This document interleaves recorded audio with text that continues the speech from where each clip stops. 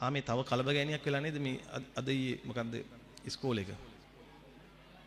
මම ඉගෙන කියන්නේ එතන ජීවිත ගොඩක් තියෙනවා. හැබැයි එකෙන් අපි ඉගෙන ගන්න ඕන දෙයක් තියෙනවා. ඉගෙන ගන්න ඕන දෙයක් තියෙනවා. දැන් ඔයාලගේ ගෙවල් වල ටීවී එක දාපුවාම යන්නේ ටීචර්ට හොරෙන් ආදරය කරන උසස් පෙළ කොල්ලෙක්ගේ නාට්‍යයක් නම් ඒ නාට්‍ය බැලීමෙන් ඔයාලා ලබන මොකක් හරි සතුටක් තියෙනවද මොකද්ද?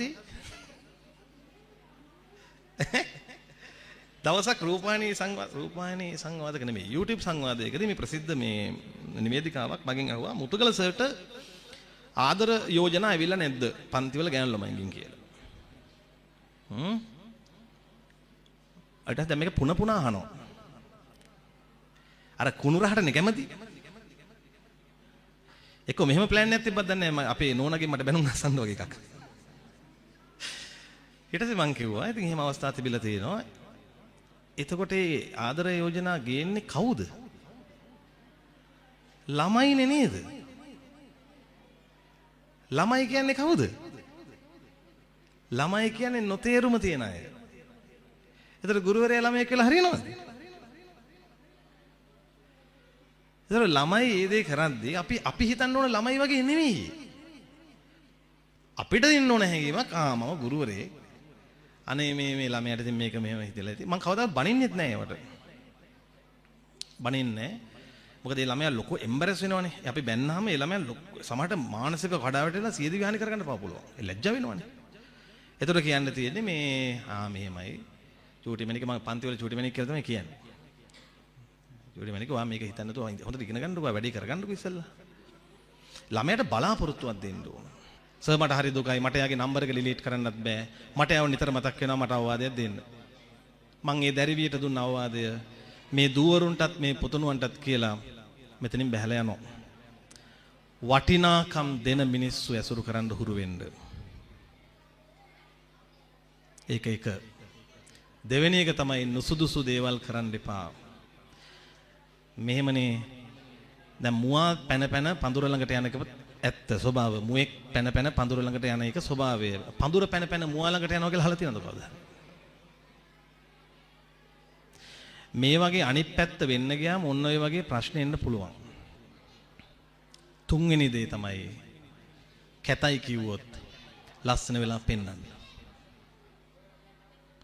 අදක්ෂයි කිව්වොත් දක්ෂ වෙලා පෙන්වන්න ඕන. දුප්පත් කිව්වොත් පෝසත් වෙලා පෙන්වන්න ඕන. අභියෝගයට බාර ගන්න ඕන මයි පුතාලා. මේවට නම් පස්ස ගහන්න එපා. මෝඩයි කිව්වොත් බුද්ධිමත් වෙලා පෙන්වන්න. නෑ කිව්වොත් තියනවා කියලා Tamanට තියෙන කාලයක් හදාගෙන එක පෙන්වන්න. අපේ රටට දුප්පත්තු ඇති දැන්. මහන්සි වෙන්න. මේක ඔයාලගේ රට. මේක ඔයාලගේ අනාගතේ. දැන්වත් පින් සිද්ධ වෙයි. බෙදෙන්න එපා. දැන්වත් බෙදෙන්න එපා. මොකද අපිට ආයේ කාලයක් අනාගතේ ඉන්නේ නැහැ. ඒ නිසා වැඩිහිටි පරම්පරාවට මම ආදරෙන් කියනවා. ඔබ නොදන්නවා වුණාට ඔබ අප්ඩේට් නැති වුණාට විශාල කෝලම් ගොඩක් මේ කාලේ යමින් තියෙනවා. ඔබට මේ වගේ අනිසි විපාක තව අවුරුදු 10 යන්න මත්තෙන් දැනගන්න පුළුවන්. ඒ නිසා නිකන් හිස් කණ්ණාඩි දාගෙන දේශපාලනේ විතරක් ඔළුවේ තියාගෙන මෝඩයෝ වගේ නම් ඉන්න එපා. ඔබට දරුවා අහිමි වෙනවා. දරුවා ඔබට අහිමි වුණා කියන්නේ දරුවට මේ රට අහිමි වෙනවා. මේ රට වැටෙනවා. ඉතින් මම මේ කල්පනා කළා ඉතින් අනේ මේ ස්වාමීන් වහන්සේලා මේ කරන නිහඬ සේවය ඇයි මෙච්චර නිහඬ? ළමයිනේ මේවා හඬ නගලා කියන්න. අපිට මේ හාමුදුරුවෝ මෙහෙම කරනවා උදව්. අපිට මේ හාමුදුරුවෝ මෙහෙම කරනවා උදව්. දැන් මේ ලැජ්ජ නැතුව කියනනේ පන්සල් වල තියෙන එළියට බෙදන්න කියලා. මේ බෙදන්නේ? තව මොකද පින් කැටෙත් කඩලා දෙන්නද? ඒතකොට හිඟන්නොද මේ දායකයෝ කියන්නේ? පන්සලෙන් කණ්ඩ බලාගෙන ඉන්නේ. පන්සල් පෝෂණය කළා සුරක්ෂිත කරලා විහාරාරාම ගොඩනගලා ඒ කාලේ මොනවද? අගත අනගත මේ චතුතිස සගස දිනේ කියලා දුන්නේ. අතීත අනාගත සිව්දෙසින් වඩන මහා සංඝරත්නය උදෙසා වෙන්කොට තබෙමි පූජා කරමි කියලා ඉස්සර ගිහියෝ දුන්නේ. දැන් පන්සලෙන් බැයිද දෙන්න?